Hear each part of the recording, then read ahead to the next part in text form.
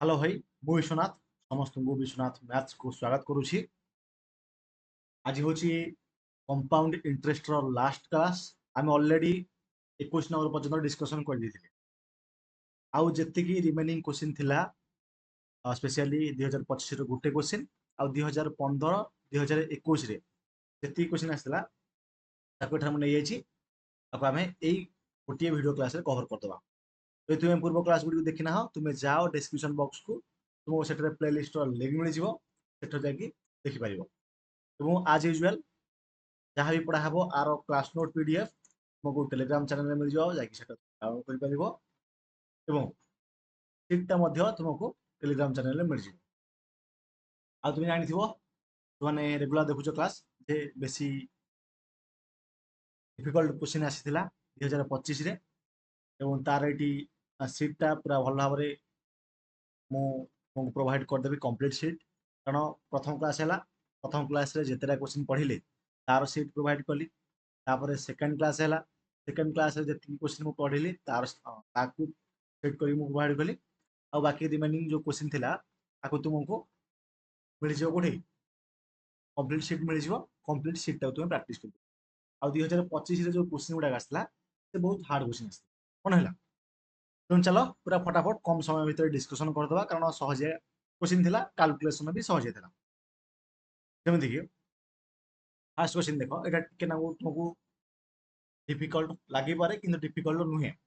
एटा देछि हमु कोन compound interest केते 10,000 टंका रे 9 मास पई 8% पर annum जदि कंपाउंडेड क्वार्टरली। तो एटा हम क्वार्टरली बाहर करिवा। मते गोटे जिंस कह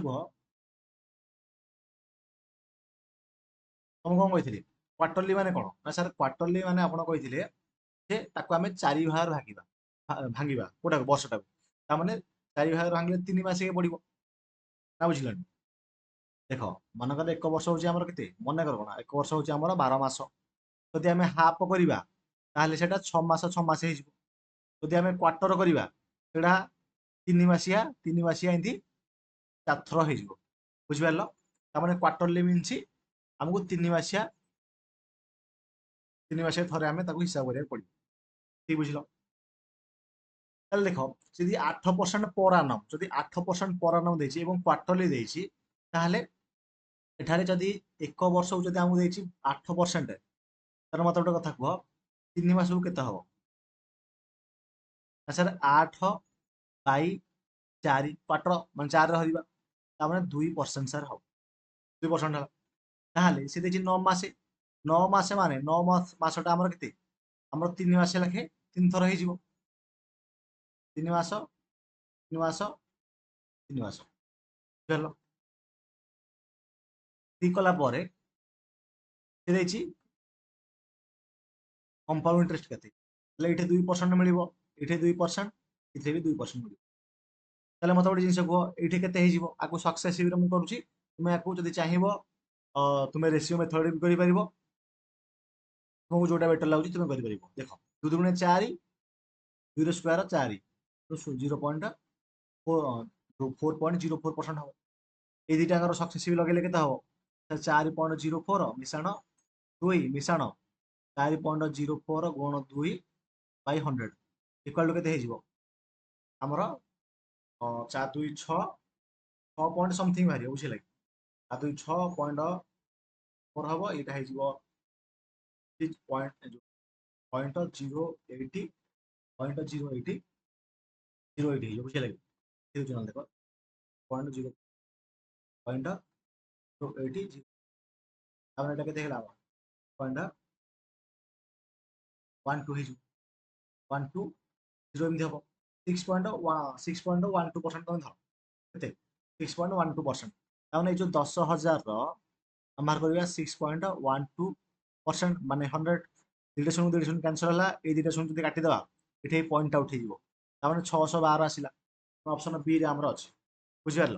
कारण ये आमको देछि rounded off to the nearest rupee जोटा नियरेस्ट रुपी थी से राउंडेड ऑफ करवा जोटा 612 पॉइंट समथिंग बाहर बुझिपारल किंतु ये आम 612 आंसर हम ये मुझे डायरेक्ट 6.12 नहीं ना 6.12 080 था बुझला 6.12 080 जोटा कि 612.08 केते बाहर थांदा किंतु जेहेतु आमको rounded off to the nearest rupee से आम बाहर कर बुझिल ये कार किसी डाउट नथियो जानी जदि डाउट अच्छी पूर्व को जाइए क्लासटा देख वीडियो को पछू नहीं देख देख 23 नंबर सिंपल इंटरेस्ट क्वेश्चन नहीं देख नवघन बर कला 10,000 टका बैंक रु 10% इंटरेस्ट रेट्रे जो बैंक रु किए नवघन 10% आनला 10,000 को एवं से 10,000 को तार दिजन से दिजन को 13% इंटरेस्ट देदेला 5 वर्ष ताले तार केते टंका प्रॉफिट हो जिते 5 वर्ष पर से बैंक को टंका देदेव तार केते टंका प्रॉफिट हो मत गोटे जिन 10,000 टंका सी बैंक रु आना ना 10% इंटरेस्ट रहा 5 वर्ष के हम ना 50% तरह 5,000 होगा पुणी से 10,000 उपर 13% से 5 वर्ष देती 13 पंचा 65% तार पाइज तमें के 6500 हो बैंक को सी पैसा देदेव के देदेला इंटरेस्ट सहित तार प्रॉफिट के हम देखना तार प्रॉफिट हम 1,500 टका प्रॉफिट हम बुझिपाल प्रॉफिट हम तार 1,500 टका प्रॉफिट हम से बैंक को देदेव 15,000 टका ओके 15,000 टका देला तार आउ 1,500 टका प्रॉफिट रही लाभ रही है ना ये बैंक को आनी सांग दे What will be the amount of compound interest if rupees 8,000 is lent at simple interest at rate of 5% for 5% 3 वर्ष से आम पचार बुझिपाल 8,000 टका केमी करिया गोल्डन रेशियो रे करि आपको ट्री मेथड कर ट्री मेथड कर पचार कौन amount of compound interest amount आम पचार आमको ये कंपाउंड इंटरेस्ट पचार देख ये जो टर्म डाक तुमको ये गोटे इम्पोर्टेंट जिन कहि मन रख एग्जाम जो देखी तो अमाउंट ऑफ कंपाउंड इंटरेस्ट तामने आमको कंपाउंड इंटरेस्ट पचार नट अमाउंट बुझीला तुम देखा थोड़े सब जाक छोट छोट ऑप्शन अच्छी तेणु जदि अमाउंट पचार था आंसर सदाबे 8,000 रु अधिक होता किंतु ये 8,000 रु कम अच्छी तेणु यहाँ आमर कंपाउंड इंटरेस्ट ही पचार तेणु अमाउंट तुम्हें कन्फ्यूज हेनी कि अमाउंट बाहर करदेवनी तरबर हो तेणु 8,000 5% बाहर करवा 3 वर्ष 5% के 10% 800 5% हम 400 ये भी 400 होगा ये भी 400 होगा तापर ये 400 पर 5% मिल ये माने 20 400 5% 20 10% 40 तेणु 5% 20 हम ये भी यापर ये 20 मिल बुझल ये 20 मिलला तो ये 20 मिलला तापर पुणी ये 40 उपर पुणी ये केते मिल 20 मिल तापर पुणी 20 पर पुणी मिल के 5% मिल के 5% के टंका हम जहाँ लगे बुझल टंका हम तेणु ये लक्ष्य कर आमर सीआई के हिसाब कर दियो 4 की 12 2 2 4 2 6 61 1261 1261 हम आंसर क्वेश्चन में किसी ना आपको चाहिए था तुम्हें जब गोल्डन रेशियो कर गोल्डन रेशियो करते किंतु एमती ट्री मेथड हो जाऊँगी गोल्डन रेशियो किसी आवश्यकता ना मन है आपको चाहिए रेशियो मेथड भी कर आराम से बुझीगला रेशियो मेथड कले आहरी सहजिया हो रेशियो मेथड जी करी मो पार्टी करदेवी रेशियो मान करी रेशियो मेथड देख मुझे जानी 5% मान 1/20 कारण निश्चित भाव 3 वर्ष मान ये 20 क्यूब हो अमाउंटा 21 क्यूब हो कहीं 20 को 21 ताने आर गैपटा के गैपटा हूँ 1 बुझीगल तेणु 20 क्यूब ताने कौन 20 2 40 2 माने केते 8,000 यूनिट भैल्यू जब 8,000 होमती कर 21 यूनिट भैल्यू के हम 8,200 जो 9,271 तार आ भर जो गैपटा बुझिल देख 20 क्यू मान के 8,000 8,000 यूनिट भैल्यू जब 8,000 हम यूनिट भैल्यू हम 1 21 क्यू के सर 9271 92 9261 9261 यूनिट भैल्यू हम 9261 एमती भी आपको कर बुझिपाल तो देख मेथड विभिन्न प्रकार अच्छी तुम जो गोटे मेथड कर सब मेथड किसी दरकार ना कि सब मेथड एथपाई जानी था कौ मेथडटा को कौ क्वेश्चन टाक कौ मेथड कले इजी हम ସେଇଟା ତୁମେ ଜାଣିବା ନିହାତି ଦରକାର। ବୁଝିଲ? Next, in how many years 6250 will earn compound interest rupees 510। ଦେଖ ମୁଁ ତୁମକୁ କହିଥିଲି ପୂର୍ବ କ୍ଲାସରେ ଏଇ ଟାଇପର କ୍ୱେଶ୍ଚିନଟାକୁ ମୁଁ କେମିତି ସଲ୍ଭ କରୁଥିଲି। ମୁଁ ଏମିତି ସଲ୍ଭ କରୁଥିଲି ଯେ 6250 ରେ ଯଦି ଆମେ 4% ପାଇବା ଆଉ 4% ହେଇଯିବ 250 ହେଇଯିବ। 4% 250 ହେଇଯିବ। 250 250 କେତେ ଥିଲେ 500 ହେଇଗଲା। ଏଥିରେ ଯଦି ଆମେ ପୁଣି 4% ବାହାର କରିବା କେତେ ବାହାରି ପଡ଼ିବ 1/25 ମାନେ 10 ବାହାରି ପଡ଼ିବ। ମାନେ 510 ହେଇଗଲା। ଟୋଟାଲଟା କେତେ ହେଇଯାଉଛି 510 ହେଇଯାଉଛି ଆମର କ'ଣ ସିଆଇ। ଯଦି 510 ସିଆଇ ହେଇଯାଉଛି ତାମାନେ ଏଇଟା ଟାଇମ୍ ନିଶ୍ଚିତ ଭାବରେ 1 ବର୍ଷ 2 ବର୍ଷ 2 ବର୍ଷ ହେଲା। ଆମେ 2 ବର୍ଷ ମାରୁଥିଲେ ଏମିତି ବୁଝେଇଥିଲି ପୂର୍ବ କ୍ଲାସରେ। କିନ୍ତୁ ଆକ୍ଚୁଆଲି ଆର କନସେପ୍ଟ ବାକୁ କେମିତି କରାଯାଏ, ଆକ୍ଚୁଆଲି ଆକୁ ଏମିତି କରାଯାଏ। ଦେଖ ସେ ଦେଇଛି କେତେ 6250 ଅଛି ନା, ଅଛି ସାର୍। ତାପରେ ଅନୁପାତ 510 ସେଥିରେ ମିଶେଇ ଦେଲେ ଏଇଟା ହେଲା ପ୍ରିନ୍ସିପାଲ, ତାହେଲେ ଆମାଉଣ୍ଟ କେତେ ହେଇଯିବ ସାର୍ 6000 5 2 760 ହେଇଯିବ। ଗୋଟେ ଜିନିଷ ଲକ୍ଷ୍ୟ କର, 0 କୁ 0 କଟିଗଲା। 625 ଟା ଯଦି କାଟିବା ହେଇଯିବ ନା 25 ହେଇଯିବ। ଯଦି ଆକୁ ଆମେ କାଟିବା ଇଏ ହେଇଯିବ 26 ହେଇଯିବ। ତାମାନେ ୟାର କ'ଣ ହେଇଛି ନା ସ୍କୋୟାର ହେଇଛି।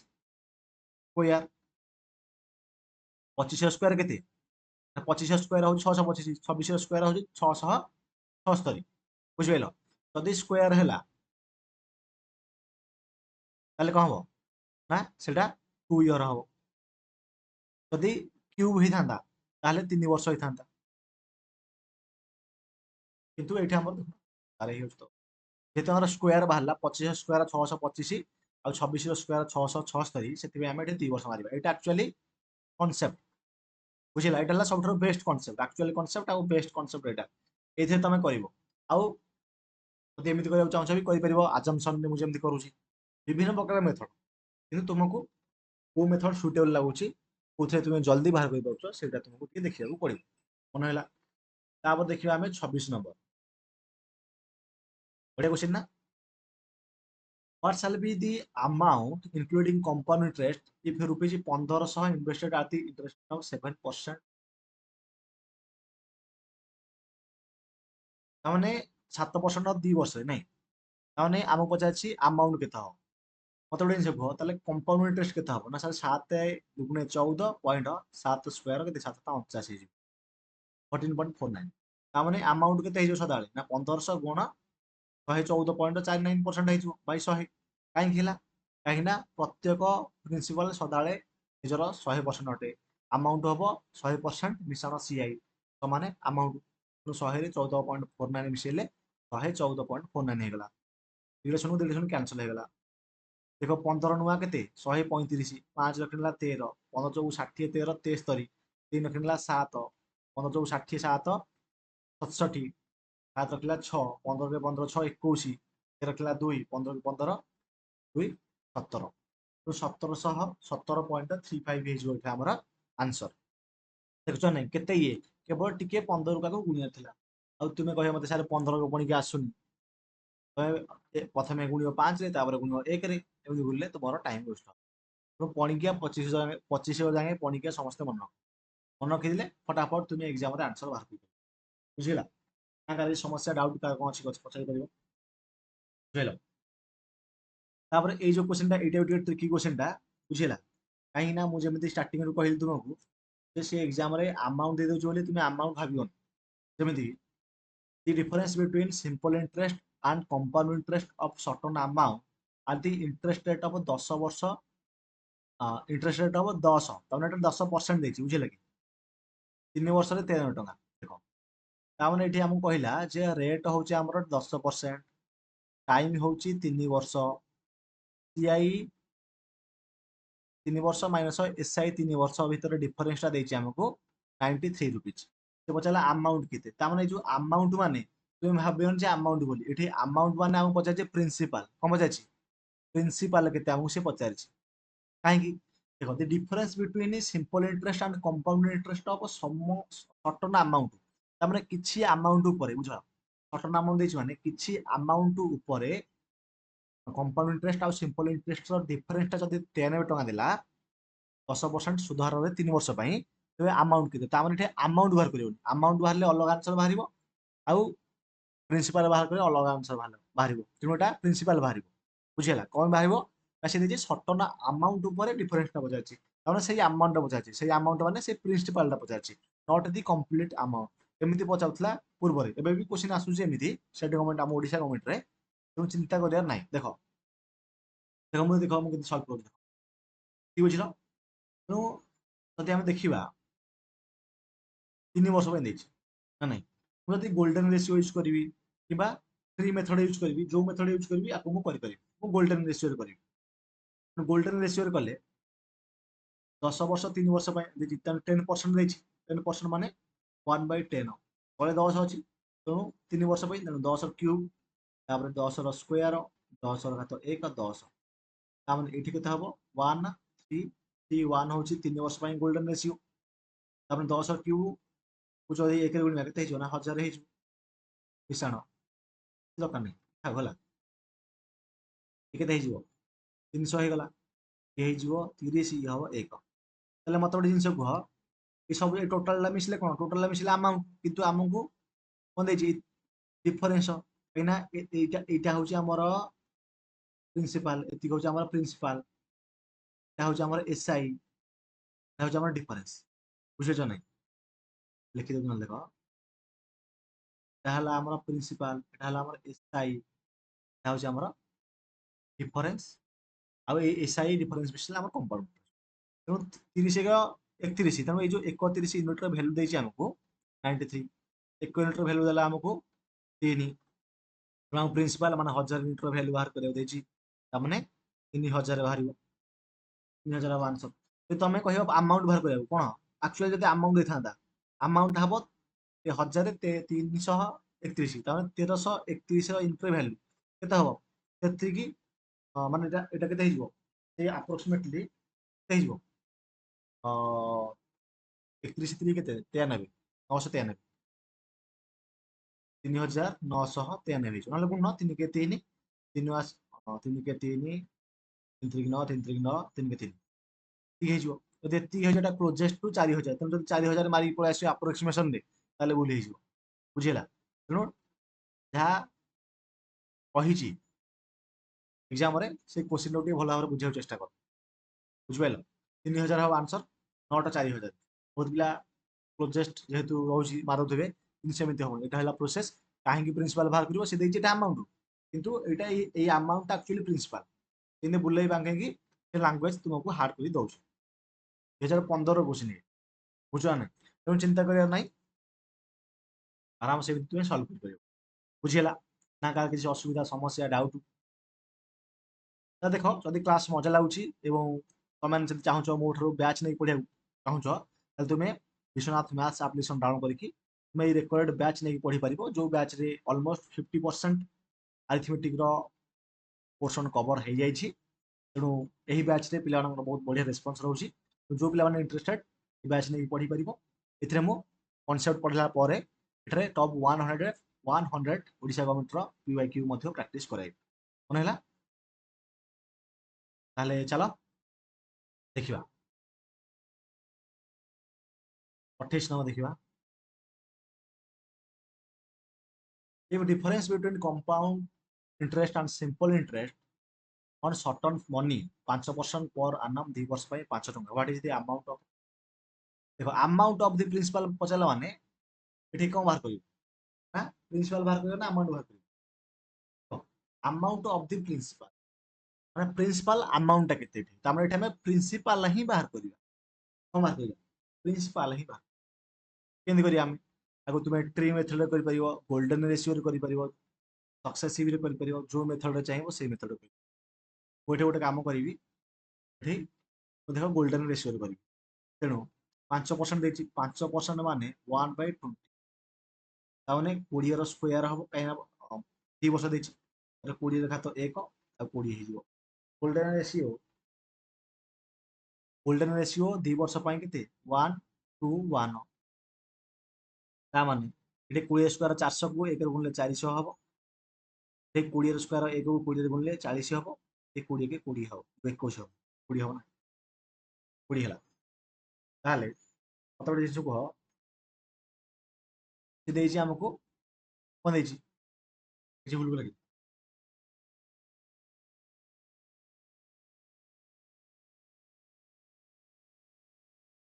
ଭୁଲ କରିଦେଇଛି ତ କଣ ଭୁଲ ହେଲା ଗୋଟେ? 20 ଲେଖା ତ 1 ମାନେ 20 ନୁହଁ କି? ଆଉ ଥରେ ମୁଁ 20 ଟା କାଇଁ ଲେଖିଛି? ଠିକ 1 ହବ ଲାଷ୍ଟ ନା। 20 ଲେଖା ତ କିଛି ଲେଖିବା ଦରକାର ନାହିଁ। ତାପରେ ଏଇଟା 1 ହେଲା। ଯଦି 1 ହେଲା ସେ ଦେଇଛି ଆମକୁ ଏଇ ଯୋଉ ଡିଫରେନ୍ସଟା, ତା ମାନେ ମୁଁ ଯେମିତି କହିଥିଲି ଏଇଟା ହଉଛି କଣ?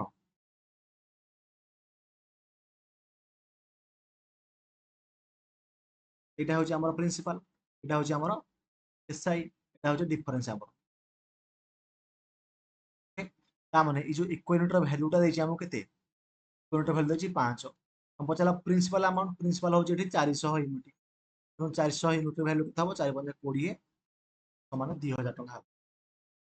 ବୁଝିପାରିଲ ନା? କାହାର କିଛି ସମସ୍ୟା, କାହାର କିଛି ଡାଉଟ ଅଛି କି ଜାଣିପାରିବ? ବୁଝିଲ? ଓକେ।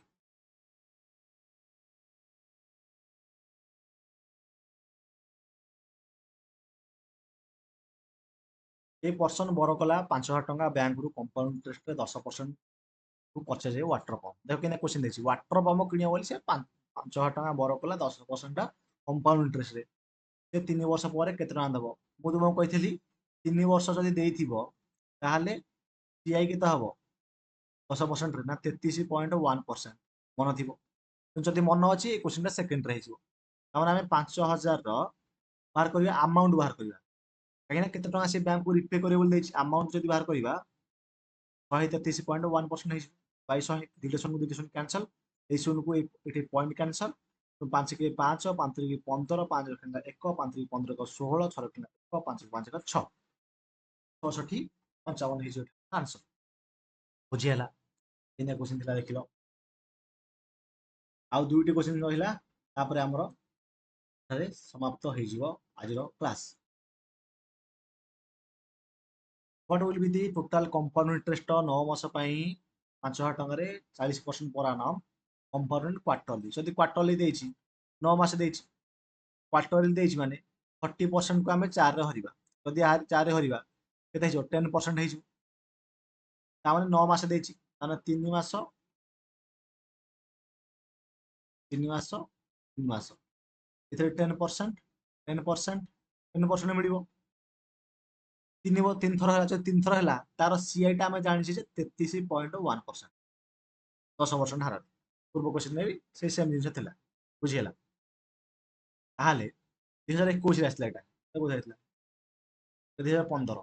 ବୁଝିଲା? ଦେଖ 15ରେ ଯୋଉ କ୍ୱେଶ୍ଚିନ୍ ଆଇଛି ସେଇ ସେଇ କ୍ୱେଶ୍ଚିନ୍ ଡିଟୋ 30ରେ ରିପିଟ୍ ହେଇଛି। କିନ୍ତୁ ଏଠି ଆମାଉଣ୍ଟ ପଚାରିଥିଲା, ଏଠି ତୁମକୁ ପଚାରିଛି କଣ?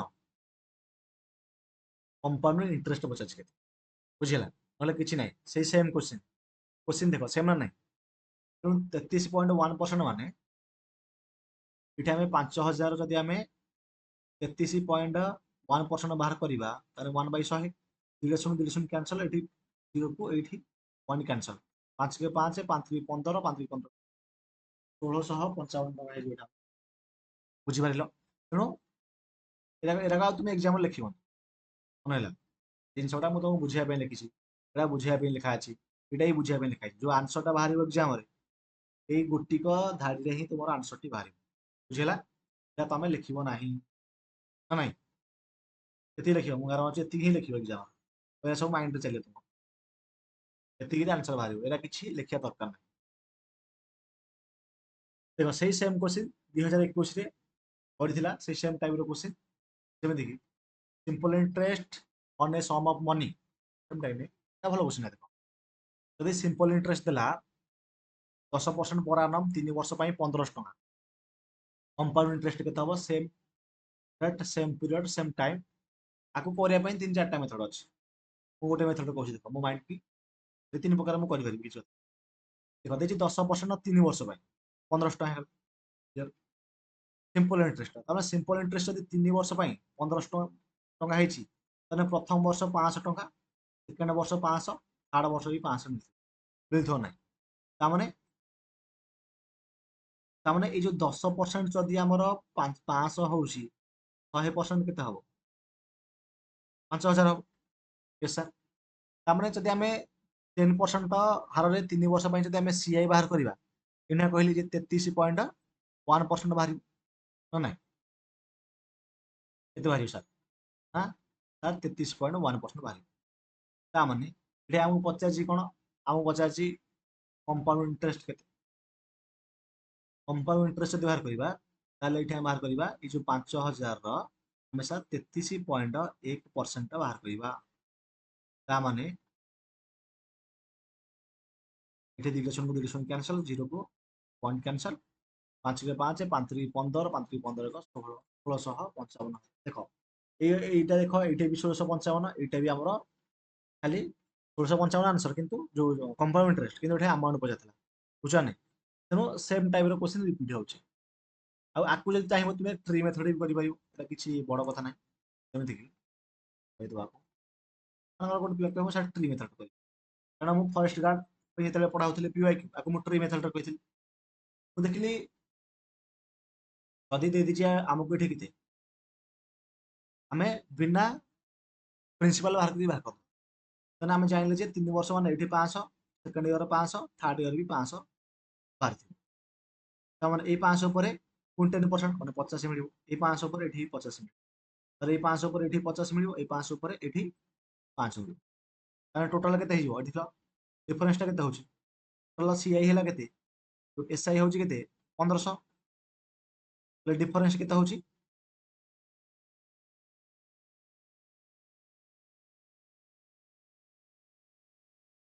ଏ ଲେଖୁଛି ଏଠି, ଆଉ ଡିଫରେନ୍ସ ଦେଖୁଛି। ଦେଖ ଡିଫରେନ୍ସ କେତେ ହବ? ଏଇଟା 50, 50, 100, 150, 155, 155 ଡିଫରେନ୍ସ ହେଲା। ଇଏ 1500 ରେ 155 ମିଶିଲେ କେତେ? ସାର୍ 1655। ତମେ ଏମିତି ବି ବାହାର କରିପାରିବ। ଆକୁ ଯଦି ଚାହିଁବ ଆଉ କୋଉଥିରେ ବାହାରିବ, ଆଉ କୋଉଥିରେ ବାହାର କରିପାରିବ, ଆକୁ ଚାହିଁଲେ ଗୋଲ୍ଡେନ ରେସିଓ ବି ବାହାର କରିପାରିବ।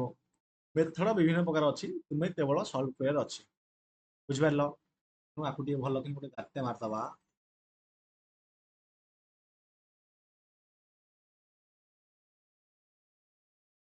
ତେଣୁ କମ୍ପ୍ଲିଟ୍ ଭାବରେ ତୁମର 31 ନମ୍ବର ପର୍ଯ୍ୟନ୍ତ ସରିଗଲା କ୍ୱେଶ୍ଚିନ୍ ଆନ୍ସର। ଆଉ ଏଇ ଯୋଉ PDF ରହିଛି ଡାଉନଲୋଡ୍ କରିଦେବ ସିଟ୍ଟାକୁ। ଆଉ ଯୋଉ ପିଲାମାନେ ବ୍ୟାଚ୍ରେ ଜଏନ୍ ହେବାକୁ ଚାହୁଁଛ ସେମାନେ ବ୍ୟାଚ୍ ନେଇକି ପଢ଼ିପାରିବ।